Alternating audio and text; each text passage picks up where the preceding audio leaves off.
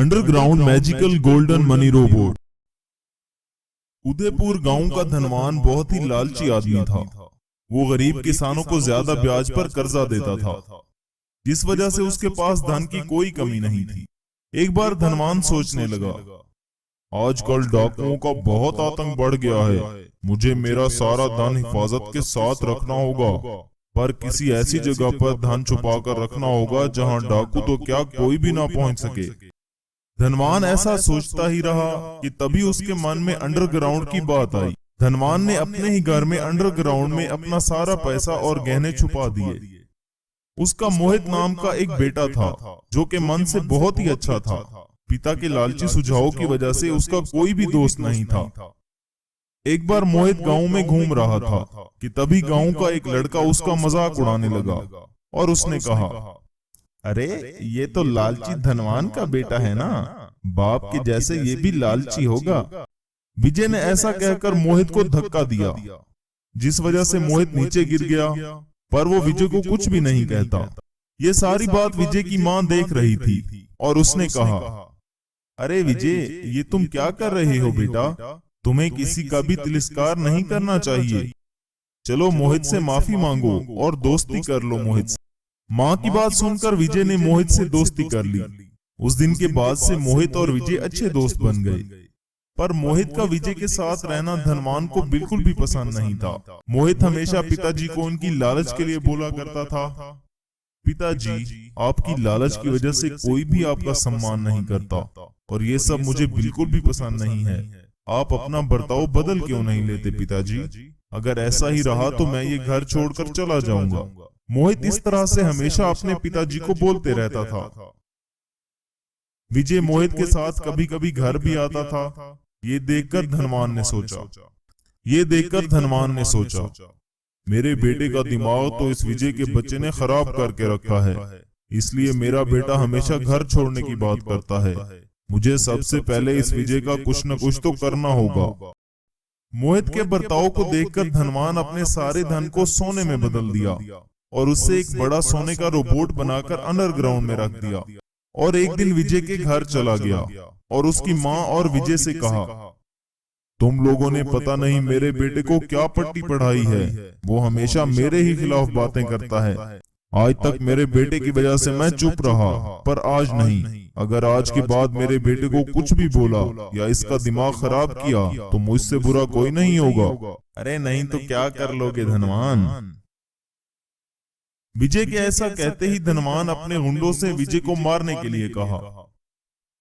तब उसकी मां ने बीच में आकर कहा, नहीं नहीं धनवान जी, मेरे बेटे को मत मारो, मेरे बेटे को छोड़ दो, आज से हम मोहित से कोई रिश्ता नहीं रखेंगे। माँ के ऐसा कहते ही धनवान अपने गुंडों को रोक लिया और घर चला गया। जब ये बात मोहित को पता चली तो उसे अपने पिता पर और भी ज्यादा गुस्सा आया। मोहित ने विजय से मिलकर माफी मांगी और कहा, मुझे माफ कर देना दोस्त, पिताजी का स्वभाव ही ऐसा है। पिताजी को अपने पैसों का बहुत घमंड है, अब तो इनका घमंड उतारना ही होगा। ऐसा कहकर मोहित घर चला गया और घर में पैसों को ढूंढने लगा। घर में तिजोरी भी खाली पड़ी थी। सारा घर ढूंढने के बाद भी उसे कुछ नहीं मिला। पता नहीं पिताजी ने सारा धन कहां छुपा कर रखा है। ऐसा कहकर मोहित धनवान के कमरे में जाकर छानबीन करने लगा। तब उसे कमरे में एक दरवाजा दिखाई दिया। उस दरवाजे से मोहित अंडरग्राउंड चला गया, जहां पर उसे सोने का रोबोट दिखाई दिया। तब जाकर मोहित को सारी बात समझ में आई। अच्छा, पिताजी तो मुझसे भी 2 कदम आगे हैं। अब देखिए पिताजी, मैं क्या करता हूँ। मोहित ने ऐसा सोचकर एक नकली रोबोट को सुनहरा रंग लाकर वहां रख दिया और गोल्डन रोबोट को लेकर शहर में बेच दिया। दूसरे दिन धनवान जब सोने के रोबोट को देखने अंडरग्राउंड गया, तब वो उसे देखकर चकित हो गया। मोहित सोने के रोबोट को बेचकर जो पैसे मिले थे वो सारे गांव वालों में बांट दिए और गांव वालों से कहा, आज से इस गांव का कोई मुखिया नहीं होगा, किसी को कोई कर्जा नहीं देना होगा, सबका कर्जा माफ। मोहित की ये सारी बात धनवान ने भी सुन ली और अपना सर पकड़ लिया। अगर घर में ही ऐसी औलाद हो तो दुश्मन की क्या जरूरत है? मेरा ही बेटा मेरा दुश्मन निकला। अब तो मुझे तीर्थ यात्रा जाने के अलावा और कोई रास्ता नहीं है। उस दिन के बाद से सारा कारोबार मोहित संभालने लगा और सभी के साथ अच्छे से बर्ताव करने लगा। अचानक मैजिकल डायमंड बाइक ने गिरते हुए अमर को हवा में पकड़ लिया। फिर magical diamond bike magical diamond robot में बदल गई और दोनों रोबोट्स में जबरदस्त लड़ाई चालू हो गई। लेकिन आखिर अमर को हवा में किसने फेंका और एक साधारण बाइक रोबोट में कैसे बदली, आइए देखते हैं इस कहानी में। Magical diamond bike robot clay robot. कुछ लोग एक खदान में खुदाई कर रहे थे कि तभी उन्हें वहां एक बड़ा लोहे का बक्सा मिला जो पूरी तरह से बंद था।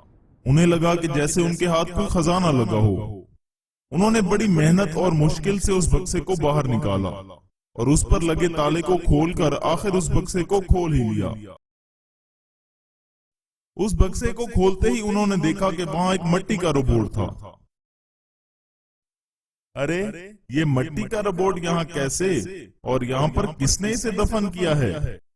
अरे देखो, इस पर कोई अजीब सी चीज भी लगी हुई है। लगता है ये इसी से एक्टिव होता है। इसे दबाकर देखता हूँ। अरे रहने दे, कुछ मत कर दोस्त, ये जरूर कोई खतरनाक चीज होगी, इसीलिए इसे यहाँ ऐसे दफनाया गया है। हम अगर इससे छेड़खानी करेंगे तो शायद मुसीबत में पड़ जाएं। वो लोग एक दूसरे से बहस करने लगे कि तभी उनमें से एक आदमी ने उस रोबोट को एक्टिवेट कर दिया। अचानक एक अजीब सी आवाज करते हुए वो रोबोट जागने लगा। ऐसा लग रहा था जैसे किसी शैतान को किसने गहरी नींद से जगाया हो। मिट्टी के रोबोट को जागता देखकर वहां खड़े सारे लोग बहुत डर गए। रोबोट ने जागते ही आसपास तोड़-फोड़ करना शुरू कर दिया, जिसे देखकर वो सारे आदमी वहां से भागने लगे। ये सब देखकर उनमें से एक ने अपने मालिक को खबर करके पूरी हकीकत बता दी। ये क्या, ये नई मुसीबत आन पड़ी है। अभी अभी तो यहाँ काम शुरू हुआ था, अब इस मुसीबत से कैसे छुटकारा पाऊं? तभी उनके मालिक ने वहां जाकर अपने दोस्त को मदद के लिए बुलाया। उस मालिक की आवाज सुनकर रोबोट उसकी तरफ बढ़ने लगा और उसे अपनी मुट्ठी में कैद कर लिया। अमर डर के मारे जोर जोर से चिल्लाने लगा। तभी रोबोट ने उसे दूर फेंक दिया। अमर बस नीचे गिरने ही वाला था कि तभी अचानक मैजिकल डायमंड बाइक ने गिरते हुए अमर को हवा में ही पकड़ लिया और बड़े ही आराम से उसे नीचे जमीन पर उतार दिया। शुक्र है मेरे दोस्त, तुम सही वक्त पर आ गए। अब तुम ही इस रोबोट का सामना कर सकते हो। बस ये जान लो कि जब भी तुम इस पर हमला करोगे इसका आकार और बढ़ता जाएगा। जरा ध्यान से रहना दोस्त। Magical diamond bike clay robot का सामना करने के लिए उसके सामने खड़ी हो गई। मैजिकल डायमंड बाइक ने बिना देर किए खुद को रोबोट में बदल लिया और दोनों रोबोट्स में घमासान लड़ाई शुरू हो गई। दोनों रोबोट्स ने जमकर एक दूसरे का मुकाबला किया।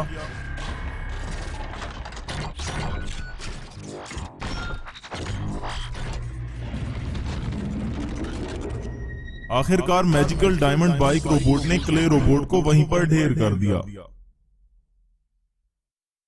डिस्ट्रॉय होते ही क्ले रोबोट फिर से गहरी नींद में सो गया और उसका आकार भी पहले की तरह हो गया था। वो रहा बक्सा, इस बक्से के अंदर से ही हमने उसे निकाला था। मैजिकल डायमंड बाइक रोबोट ने क्ले रोबोट को उठा लिया और उस बक्से में डाल दिया और ऊपर से जंजीरें लगाकर एक बड़ा सा ताला भी लगा दिया और अपने मैजिक से उस बक्से को पूरी तरह सील कर दिया। अब मैजिकल डायमंड बाइक रोबोट एक बड़े ड्रिलिंग मशीन जैसा दिखने लगा था, जिसने देखते ही देखते बड़ी आसानी से वहीं पर एक बड़ा सा गड्ढा खोद दिया और उसने बक्से को गड्ढे में दफना दिया। मालिक, अगर किसी ने फिर से इस जगह की खुदाई की तो वो शैतान फिर से बाहर आ जाएगा, तब क्या होगा? आज से ही इस जगह पर मैजिकल डायमंड बाइक रोबोट का एक स्मारक बांधना शुरू कर दो। वो तैयार होते ही कोई भी यहाँ किसी भी तरह की खुदाई नहीं कर सकेगा और ये शैतान हमेशा के लिए यहीं कैद हो जाएगा।